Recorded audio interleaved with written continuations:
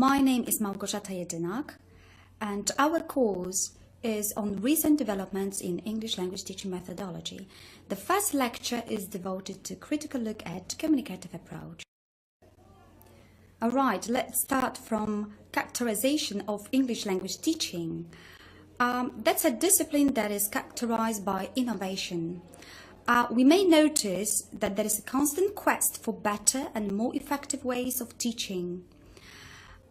If we analyze what happened in the 20th century, we may see that there is a spectacular abundance of methodological proposals in the form of different methods and approaches.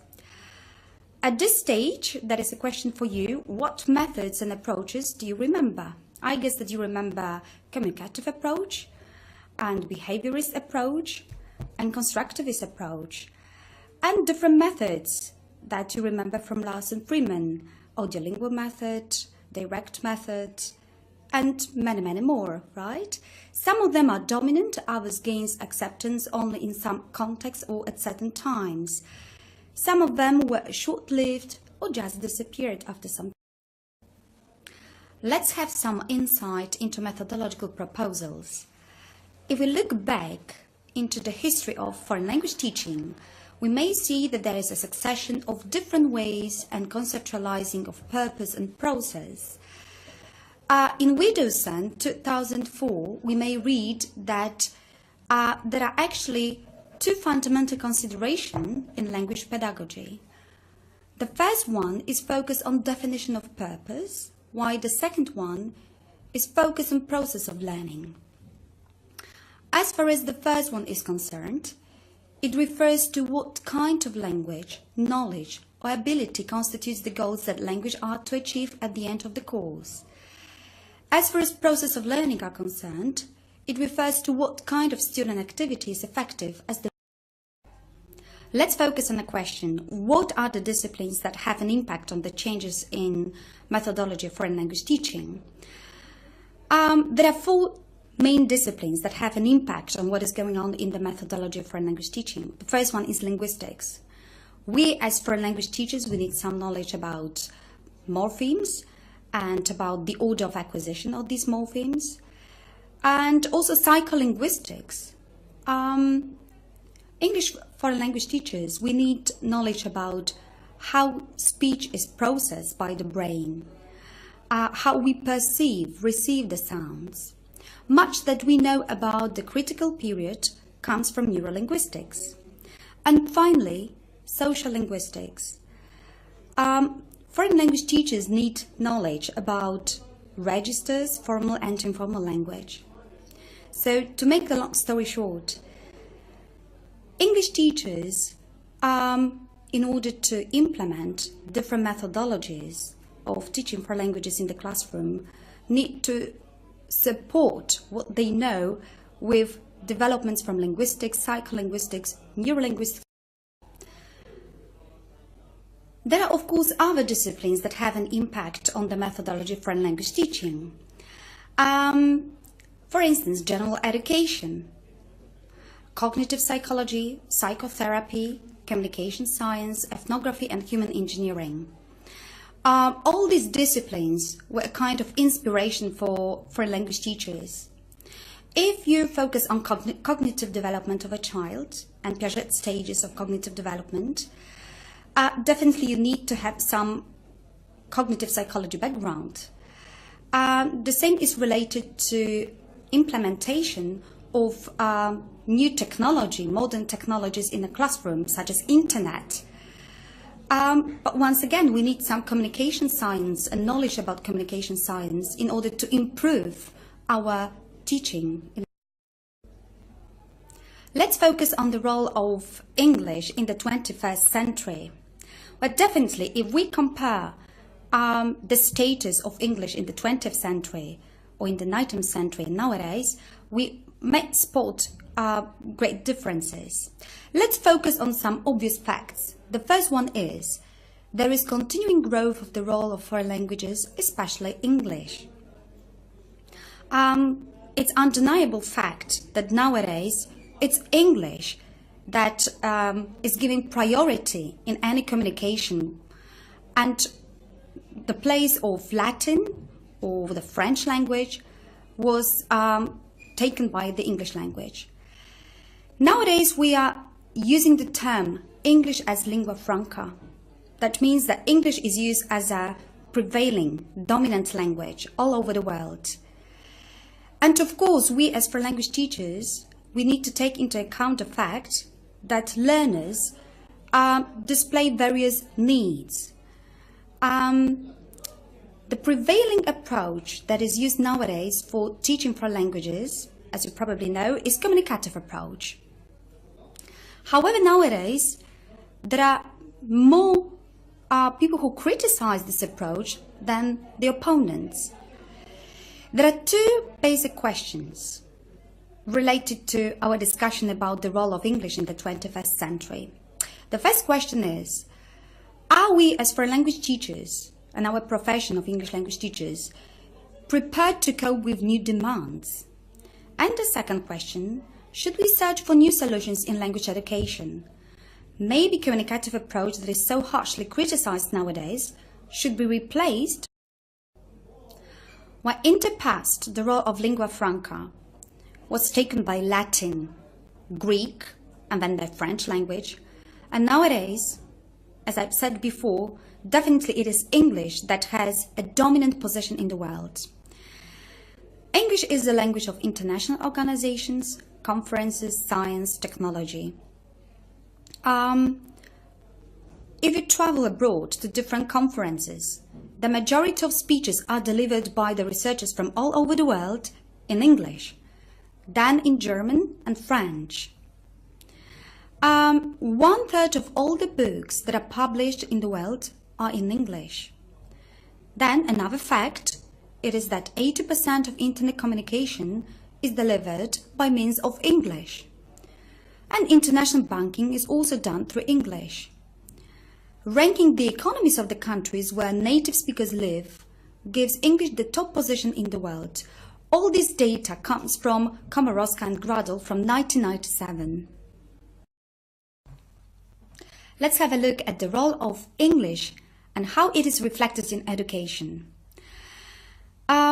These are some pure facts, but they say a lot about the position of English in the European Union.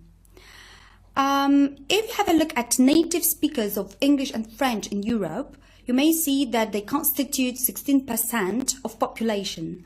But what is interesting is the fact that the knowledge of English is declared by 41% of European citizens, while in the case of French, it's only 19%. So if you have any doubts whether you chose the right department or not, you should have a look at this data and you will have no more doubts. As to the position of German language, have a look. The Germans constitute 24% in the European Union. But what is interesting, only 10% of Europeans declare to know German. Now, what about electives? Below, you have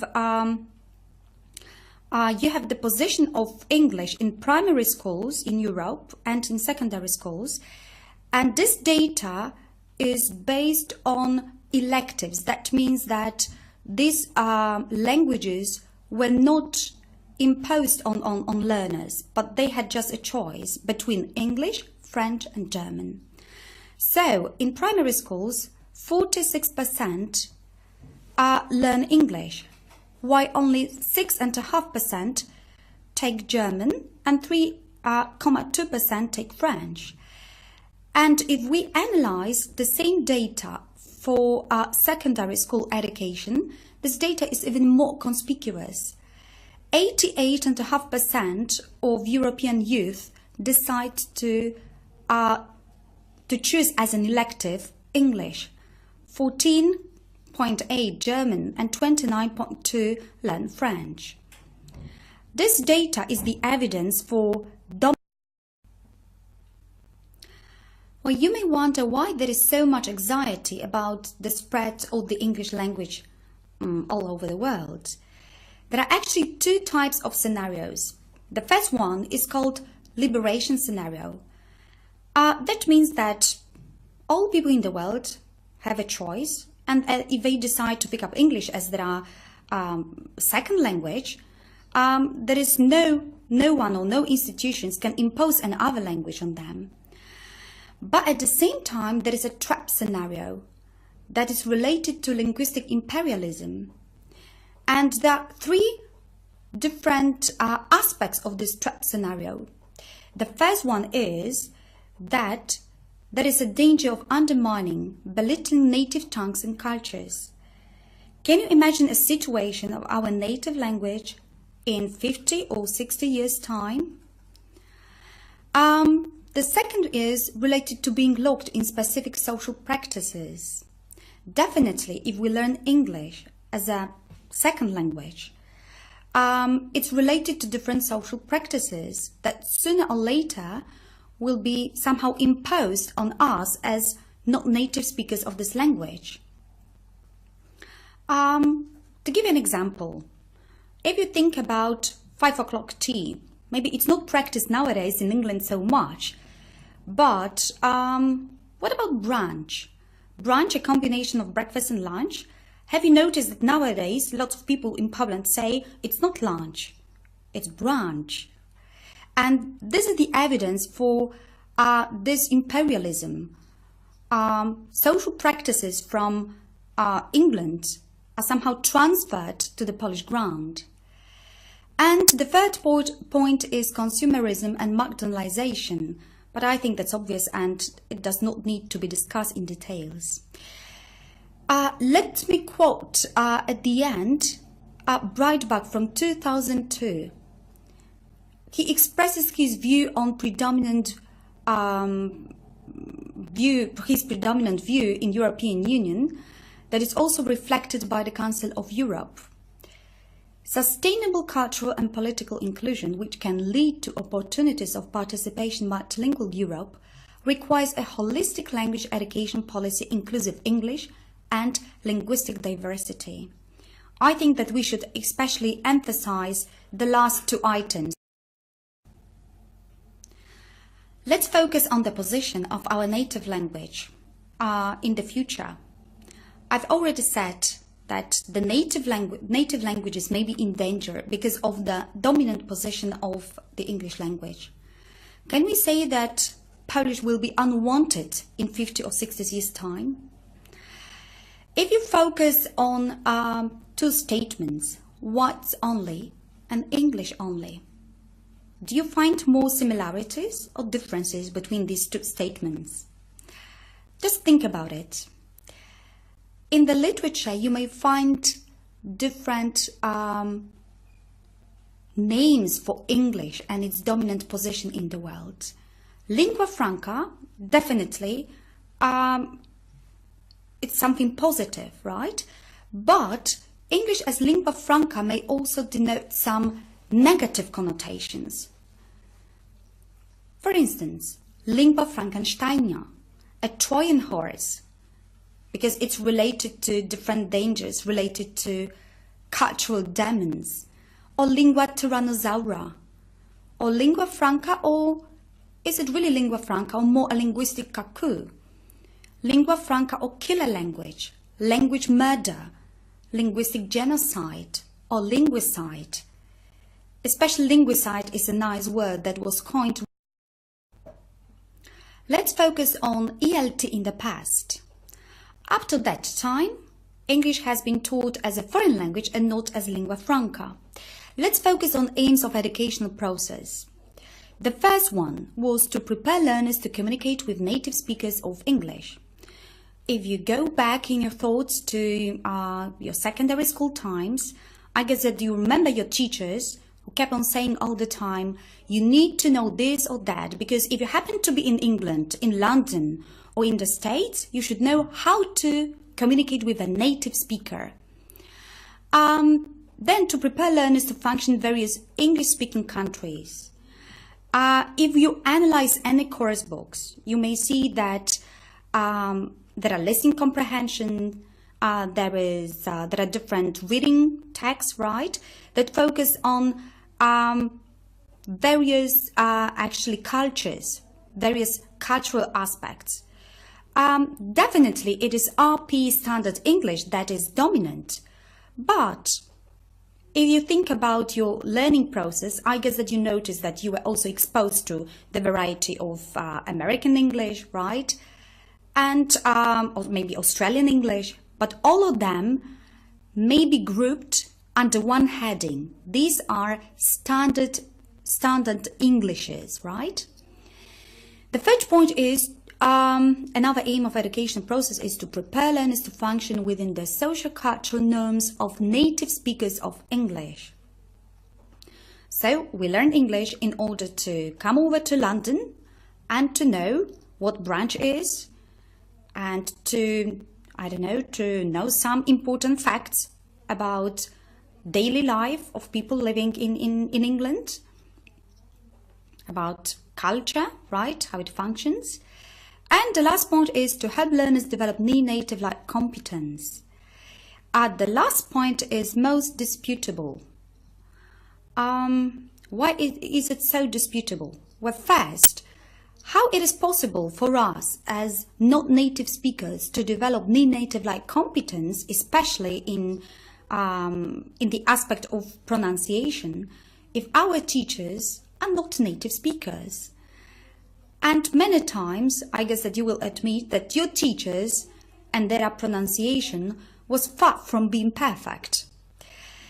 So, to make the long story short, in the past, there was the concept of native speaker. Native speaker was treated as a sacred person. There was a focus on native competence. So, we are learning English in order to be sooner or later one of them, meaning one of the native speakers community. Well, you have a nice heading, Old ELT Gone with the Wind, and it really reflects what is going on in the methodology of foreign language teaching. In the past, we had grammar translation method, audiolingual method, and we had some basic assumptions about teaching foreign languages, such as, native speaker was sacred, right? All the things that we discussed before. Nowadays, learners do not have to communicate with native speakers of English. That's the fact. Poland, since 2004, has been the member of the European Union. We are traveling all over the world, right? Especially in Europe, there is a great mobility of people. And we are using English in the context with people from other European Union countries. So we may say that we use English as a third language to enable speakers of different mother tongues to communicate.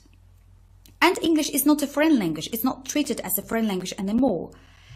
Maybe that was the fact some 20 or 25 years ago, then when there was a low mobility of citizens in Europe. Now native speakers use English with not native speakers of English on neutral territory. Most of the time we are using English outside the speakers' countries.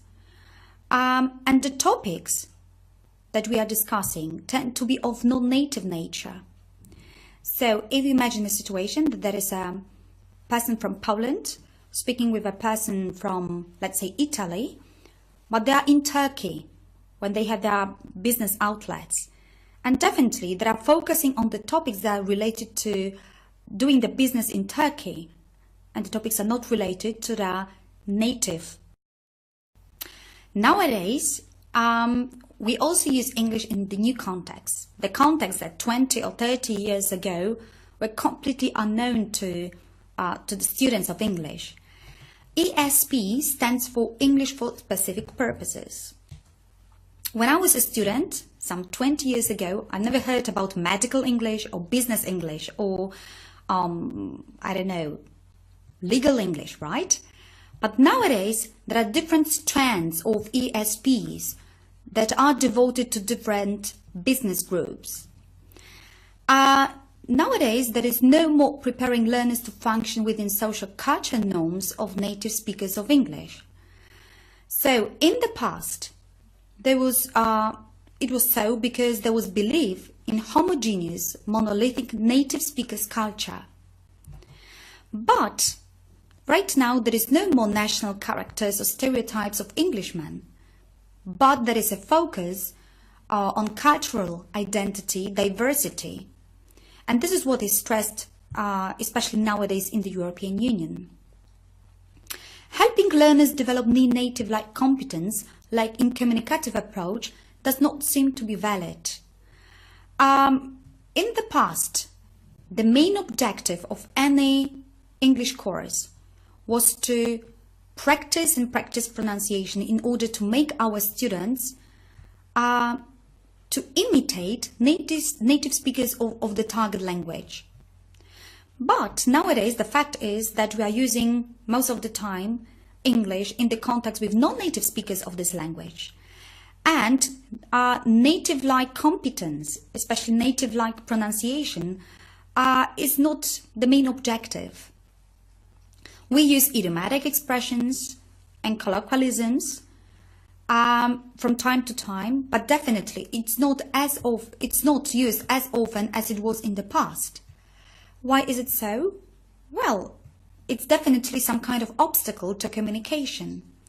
So if you meet a person from the European Union, but he or she is not native speaker to English, we prefer to use very simple language, correct grammar, of course, simple lexical items, but we do not enter. Some time ago, I said that communicative approach nowadays is over. Try to answer the question, why communicative approach is over, and what does it mean that communicative approach is not valid nowadays? In order to answer that question, let's try to revise what you remember about communicative approach. Well, first, a very important point is that there are no solid theoretical underpinnings in any psychological or linguistic theory of this communicative approach. Most of methods are somehow based in some psychological approaches. Have a look, communicative approach is just an approach, it's not a method. It was proposed and introduced in the 70s of the 20th century. And I guess that you remember from your methodology course from Larson Freeman's book that communicative approach at that time was a kind of alternative to audiolingual method that was based on behaviorism. And I guess that each of you remembers very well behaviorism, and you remember stimulus-response pattern, right? And all Skinner's experiments on rats and pigeons. Communicative proponents criticize audiolingual method. There were different actually aspects that were criticized, but the most important one was that in audiolingual method there was no room that was left for very spontaneous language use. And of course, communication, free speech was not emphasized in this method. Of course, communicative approach and its emergence was somehow related to the changes that took place in the European Union. Communicative needs in the United Europe have completely changed. And communication was given priority, just like in the North America. It was also related to the emergence of new syllabuses that were put forward by Wilkins in 1976. In the past, we used notional syllabuses. But in the 70s, in the 80s, when communicative approach became more and more popular, functional syllabuses started to be more dominant. And definitely it's also contribute to communicative approach development. I guess that you remember the difference between notional and functional syllabuses. As to notional syllabuses, they focus on some notions. Notions such as what? Time, expressing time in English, right? Functional syllabuses are more, I would say, practical. So, if you open up a course book and you see the headings such as showing directions, how to find a way, this is related to the function of the language. And finally, crucial paradigm shift from teaching a language code. This is what is observable in the last 2 decades or 3 decades of the 20th century. In the 70s and in the 80s, there was more focus on developing skills, especially speaking, and not so. Let's try to revise communicative approach. In the picture, in the slide, you may see Henry Widdowson, who is the proponent of this approach, the main theorist and educationalist. He made a point that instead of teaching language, teachers should develop communicative skills. What he said is related to communicative competence and the model of communicative competence that was put forward by Himes. The first criticism of communicative approach was in the early 80s. It was noticed that more advanced learners of English should actually use the language and learn this language, but by means of the target language. And the native language should not be used anymore. And let's have a look at some key principles of communicative approach. The first one is the objective of listening comprehension practice in the classroom is that students should learn to function successfully in real-life listening situations. It was noticed by that it will be more productive for our learners to be exposed to real-life listening situations. So, before communicative approach, let's say an audiolingual method, when you were listening to any recordings, there was a perfect situation. There were two people speaking and there was nothing in the background, but it was a very stiff communication situation. After the 80s and after the communicative approach emergence, recording that were prepared for foreign language students were more and more authentic. So there were two speakers, but there were some noises in the background. They were using the real language in real-life situations. For instance, at the railway station, at the airport, in a pub, right? So you were listening to the speakers, but at the same time, you were exposed to some background sounds, let's say. The second point is learners should be provided with genuine, improvised, spontaneous speech. Before communicative approach, all the recordings, once again, were very, very stiff. Speakers who were actually recording the text for foreign language students were reading out the text. So it was not real life situation. In spontaneous speech, in communicative approach, the students may listen to different right? There are not full sentences. There are hesitation pauses. There are some gap fillers. All these features that happen in real life speech. And number 3, communicative speaking practice is implemented through classroom activities, which are supposed to resemble real-life communication. Only 3 conditions were sufficient to ensure communication: communication purpose, information gap, and language choice. Before communicative approach, the tasks that were given to students, most of the time the teachers did not give any purpose of this task. In communicative approach, we are talking about information gap. What is information gap? I think that you remember from your secondary school times, or maybe from your communication classes from WSF, that it's a very nice activity to be introduced as a warm-up, right? There are 2 students who actually have a piece of a text, some kind of information about a text. But in order to make a whole, the students need to communicate. They need to exchange some ideas. In order to fill the gap, they need to ask different questions to other students. And there is also the focus on language choice. Before communicative approach, different forms, lexical forms or grammar forms, were somehow imposed on our students. So if you think about, let's say, audiolingual methods, right? Students were listening to the recording. What's the weather like? And they answered, the weather is fine. That's it. Students were not creative. They didn't have any choice of the form. Another principle is that fluency is more important than accuracy. But definitely fluency will suffice to ensure second language development. If you think about other methods that were before communicative approach, definitely the focus was on accuracy. As you remember, the priority was given to a native speaker, and the main target was to make our students to use the language at a native level. If there were any errors were immediately corrected. But in communicative approach, have a look at principle number 5, there is no error correction, especially during fluent speech, because fluency is giving priority to accuracy.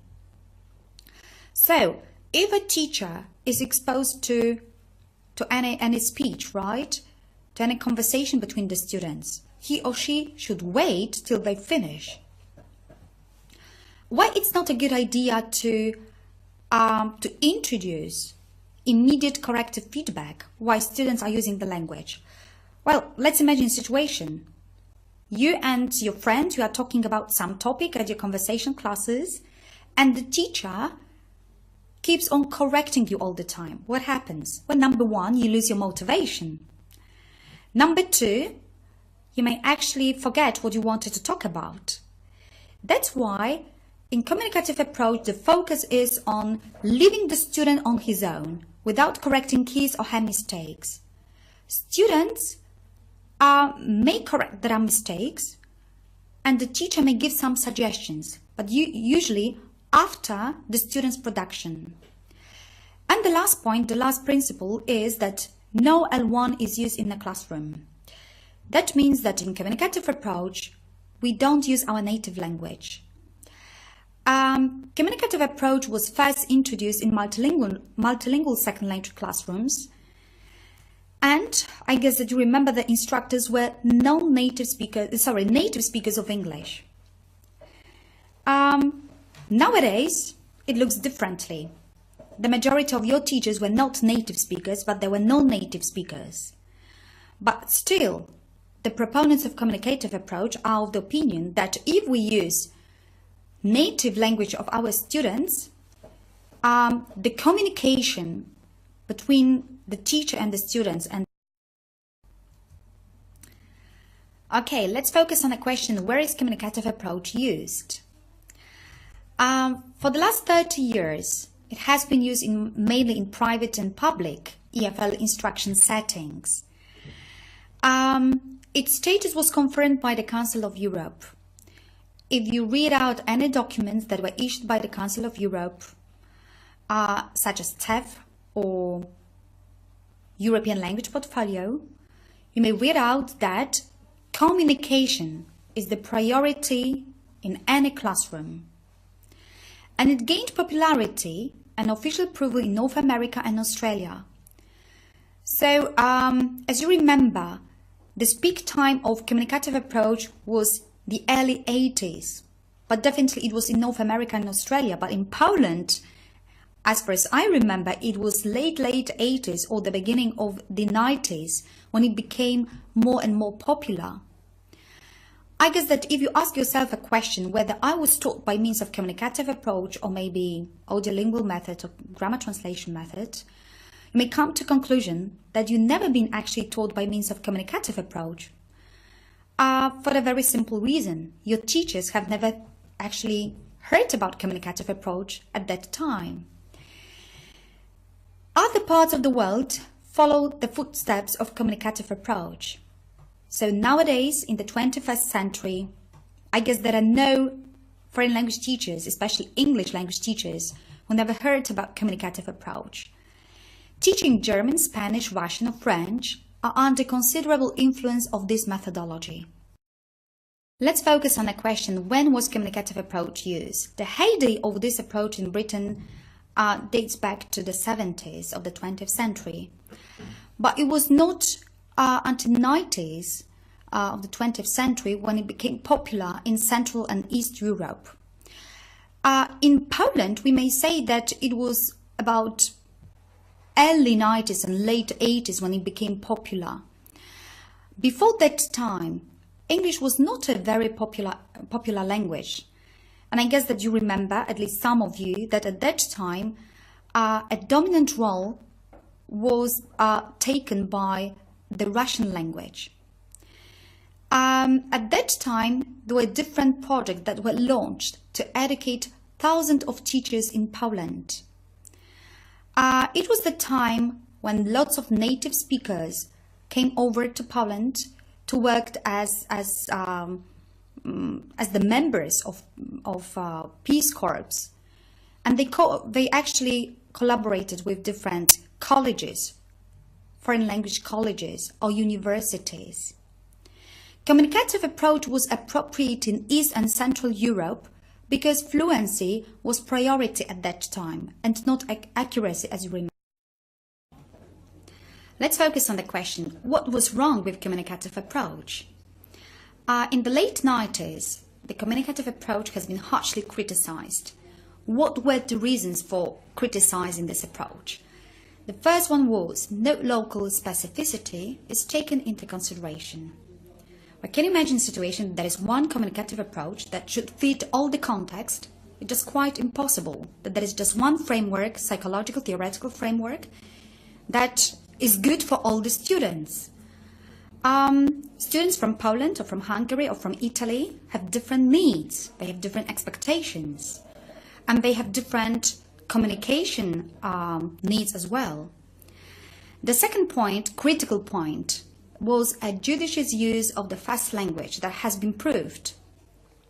In some other methods that you know perfectly well from the previous slides, it was allowed to use the native language, both by teachers and by students. For instance, for explaining grammar, some difficult grammar points, or for some interaction between teachers and students. Let's say if there is a problem with discipline, a teacher was allowed to use the native language to reprimand the students. But it was noticed that the use of the first language may have a positive effect for foreign language development, something that was completely denied by. Well, let's have a look at two more points of criticism of communicative approach. Accuracy is equally important as fluency. As you remember, in communicative approach, being fluent was more appreciated than being accurate. And not correcting errors in fluent speech is an oversimplification. That's another observation. As you remember, in communicative approach, the teacher was not allowed to intervene in a communication between the students. But we have some data that is provided from different research, and according to this data, we know that correcting errors may be quite good for language development. I can refer to two research. The first one comes from the 70s, and in line with this research, teachers use similar strategies observed in caretaker or foreigner talk, and in this way prompt the right answers. So that is interesting, that by the use of the first language, the native language of our students, we as teachers, we prompt the right answers. So, but we should bear in mind that if we use the native language and we really intervene, right, within this communication, we should do it in a very, very tactful way.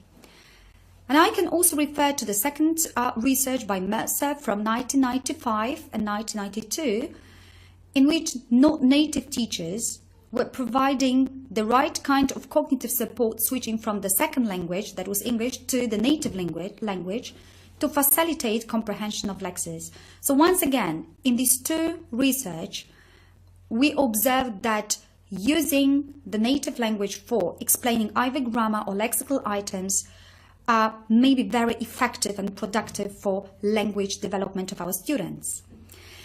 And let's have a look at two more reasons for correcting our students' errors. Learners usually expect teachers to correct their errors. Well, if you think about, I don't know, private language classes, If you pay some money for a course, you expect from the teacher to correct your mistakes and not just to nod the head and do nothing. And another argument is no error correction may lead to students' negligence performance. So let's imagine a situation that your teacher has a very nasty pronunciation and he has a negative impact on your pronunciation, and there is no correction. And another point of criticism is native-like competence. Let's have some insight into native-like pronunciation. That actually it's not the main objective anymore. As you remember, in communicative approach, the main target was to make our students to imitate native speakers. So nowadays, we as foreign language teachers, we face the question, what pronunciation should we teach? And actually, the question is, what is native, what is not native nowadays? Well, in the past, when I was a student, when I was primary school student, right, the prevailing accent that was taught at school, that was RP English. Then, when I was in a secondary school, different varieties of English, but standard varieties of English were introduced. And think about your learning process. What kind of Englishes were you exposed to? Was it RP English or maybe General American English? Think about it. So what is native nowadays?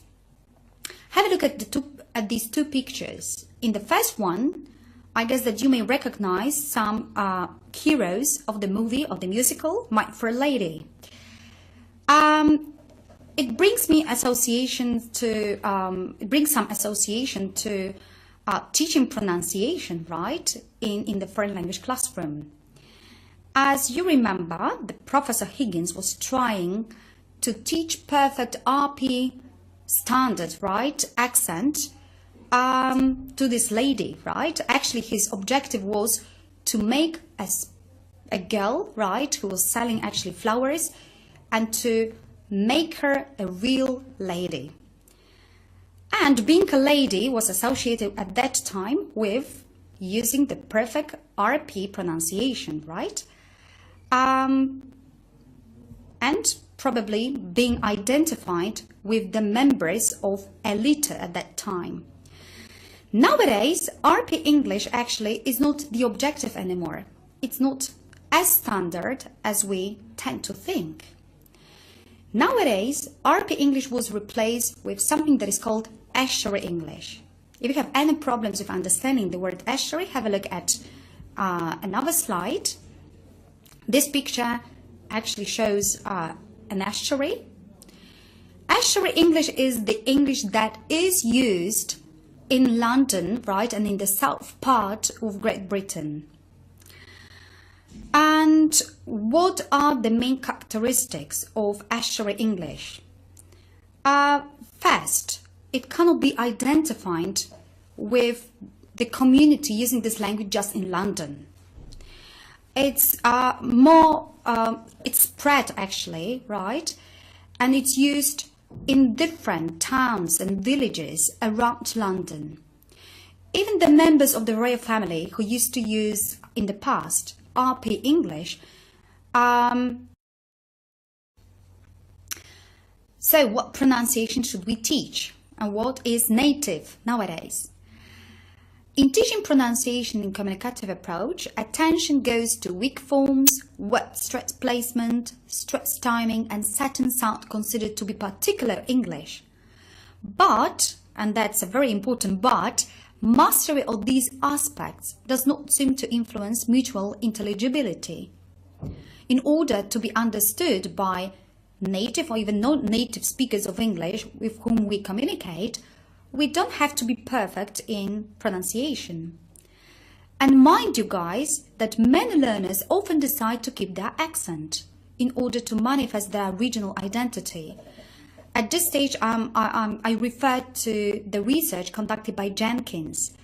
In her research from 2005, she proved that lots of learners actually do not care about being a native speaker, about native-like competence, especially in pronunciation. They want to be identified with their native language. So, to give you an example, I guess that you heard the Russian speakers of English who have very, very strong accent, heavy accent. And you might have asked yourself a question, why is it so? I think that we may associate it with the tendency to be identified as non-native speakers of English, and they want to emphasize that they belong to a different. So finally, let's focus on communicative approach in Poland. There are of course some positive points and negative points of introducing communicative approach in our country. But first, let's focus on positive points. A very important point that needs to be made is that this approach was used in English, but also for other languages, right? And it became an official foreign language teaching policy strengthened by a national system of school leaving exams. So if you think about new Matura exam, definitely it's based on the framework that was provided by communicative approach. And communication is priority nowadays. But it was not the case in the past. Some 10 or 15 years ago, grammar was priority and not being communicative. And another positive effect is that our classrooms are more learner-centered. And at the same time, teachers in Poland nowadays are more, let's say, friendly towards students. Okay? Where in the past, the teacher was the centered figure in the classroom. He or she was glittering in the classroom, showing off, I know everything the best. Look at me, all right? But nowadays, teachers' talking time is really, really small. But what is more important is the student. The student together with his or her emotions, with his or her expectations, and definitely his or her needs. But at the same time, there are some negative points, such as lack of target-like instructional input to classroom learners, right? No explicit input.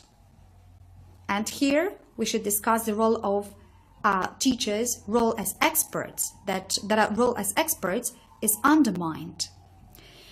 And another negative point is uncertainty on the part of teachers, whether their role is to provide corrective feedback during classroom activities or not.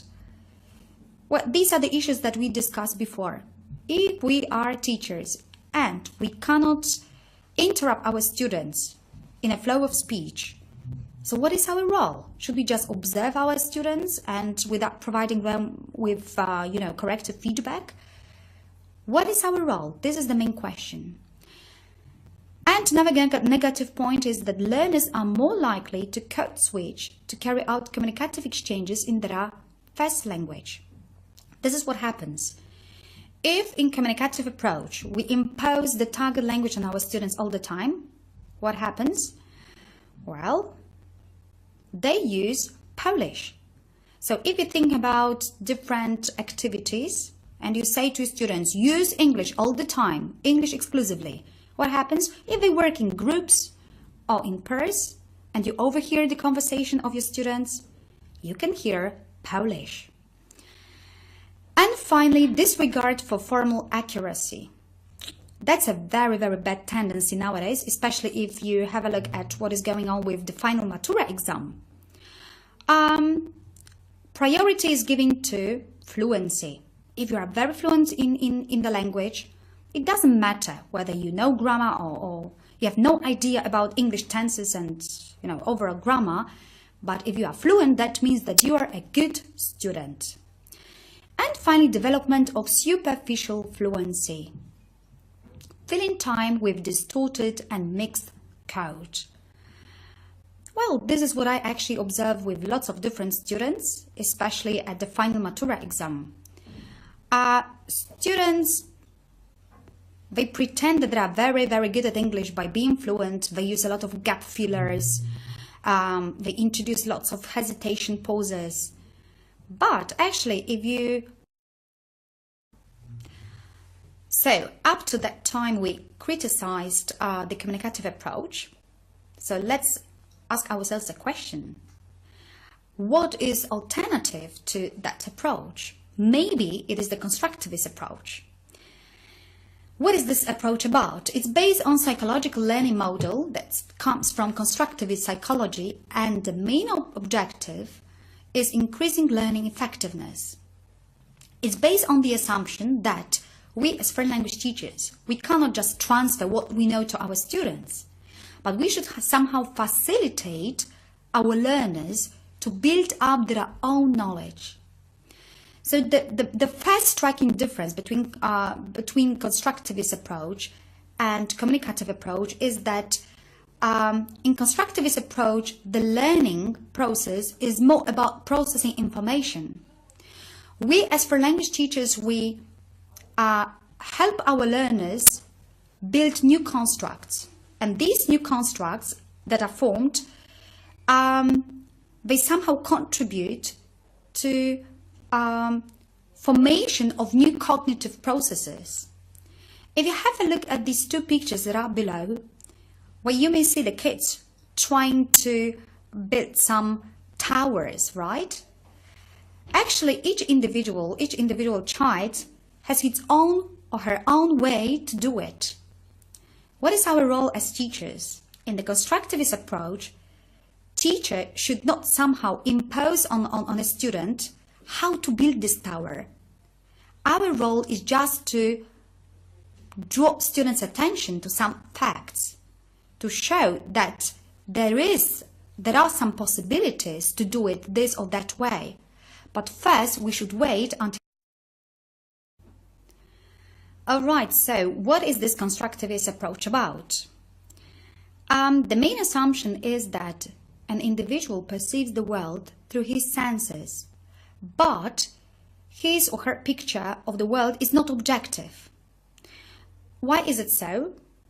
Because we have different experiences, and due to our personal features, our individual characteristics, such as personality or attitude to language learning.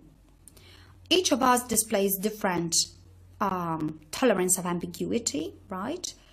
We are either introverts or extroverts, and we have different experiences from our life. Most of our experiences come from early childhood. So, to exemplify it, have a look at this picture. In the picture, you may see the guy who is walking on the rope, where you may say that must be a very dangerous thing to do. But, in line with the constructivist approach, how you view actually the situation depends on your, number one, experiences, and number two, your personality. So, the guy may say, I don't need you to teach me that. I'm a reckless man. So, try to approach the learning, teaching process from this perspective. Maybe your students don't need you to teach them. All right, to exemplify the constructivist approach even in a better way, have a look at this picture. There is a car crash, right? And the same event, according to constructivists, may be perceived differently by two individuals. So let's imagine a situation that there are two witnesses of this car crash. And one of them said, I saw the red car driving too fast. While the other witness said, I'm sure that the white van was driving too fast. Well, you may say, who was right? One of them must be the liar. But in line with the constructivist approach, two witnesses are equally right, because each of them builds up their own reality on the basis of their own experiences. And finally, the last slide for today, the constructivist approach and ESL classroom. So what should we do as constructivists or constructivist foreign language teachers? Well, first, there should be no focus on instructionism. As you remember the previous slides and the pictures with the towers, we as foreign language teachers, we should allow our students to build the towers on their own. We should facilitate our learners approach a problem, right? But without showing them directly how to achieve a particular goal.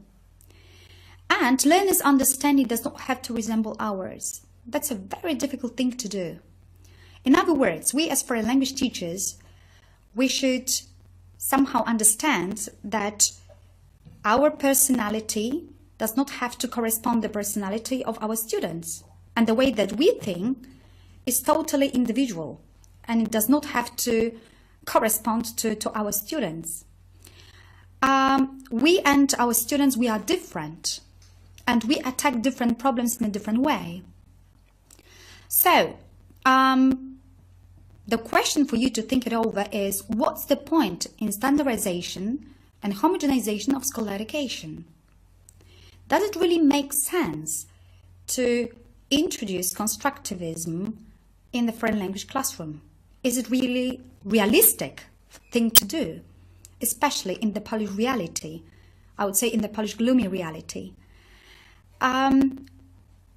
If we focus on individualization of a learning and teaching process, what about evaluation, assessment of our students?